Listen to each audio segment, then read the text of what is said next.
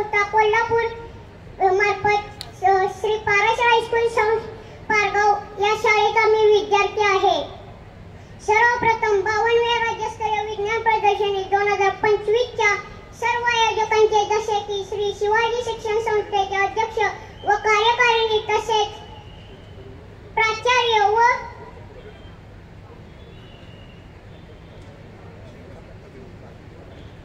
त्यांचे शिक्षक व शिक्षकेतर सहकारी आणि शासकीय पदाधिकारी यांचे उत्कृष्ट आयोजन लाभल्याबद्दल मी त्यांचा आभारी आहे. या विज्ञान प्रदर्शनामध्ये विविध प्रयोग बघायला मिळाले आणि एवढे विज्ञान प्रदर्शन झाले, पण हे विज्ञान प्रदर्शन खूप अतिशय उत्कृष्ट पद्धतीने पार पडले.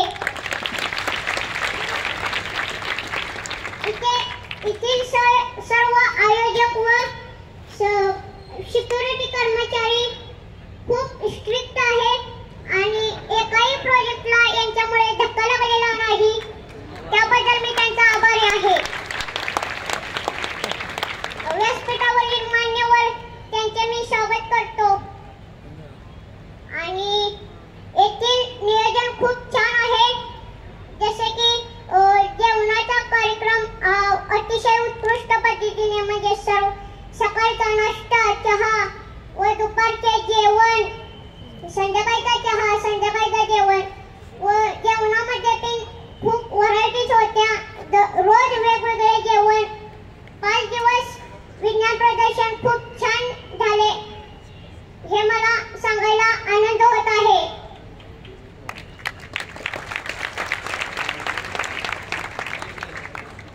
माझा प्रयोग आहे प्लास्टिकचा पुनर्वापर.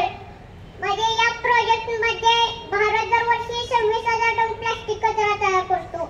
140 कोटी लोकसंख्येपैकी प्रत्येक जण प्लास्टिक वापरतो.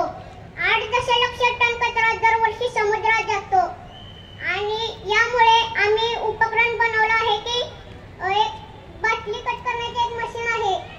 त्या बाटलीपासून आपण धागे काढायचे आणि त्या धाग्यांपासून बादला, खुर्ची, झाडू, ब्रश अशा विविध आकर्षक फुलदाण्या अशा इतर विविध वस्तू आपल्याला बनवायला येतात. या प्रोजेक्टमुळे रोजगाराच्या विविध संधी उपलब्ध होतात.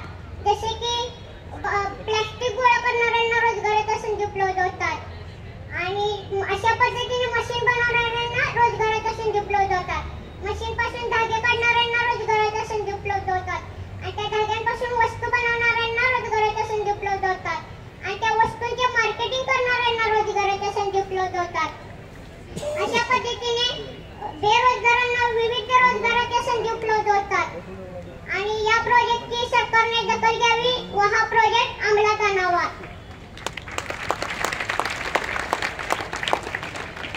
इथे कमिटी खूप छान आहे. रोज संध्याकाळी 7 ते 8 या वेळेत त्यांनी सांस्कृतिक कार्यक्रमाचे आयोजन केले होते. मला छत्रपती शिवाजी महाराजांचं नाटक खूप छान आवडले. त्यांचा राज्याभिषेक तिथे दाखवला होता आणि त्यामुळे शेवटच्या दिवशी सांस्कृतिक कार्यक्रमात विविध बालवैज्ञानिकांना सहभाग होण्याचे आयोजन केले होते आणि त्यात आमच्या बालवैज्ञानिकातील काही विद्यार्थी त्या सांस्कृतिक कार्यक्रमात सहभागी झाले होते. अशा पद्धतीने 5 दिवसाचा हा विज्ञान प्रदर्शनीय कार्यक्रम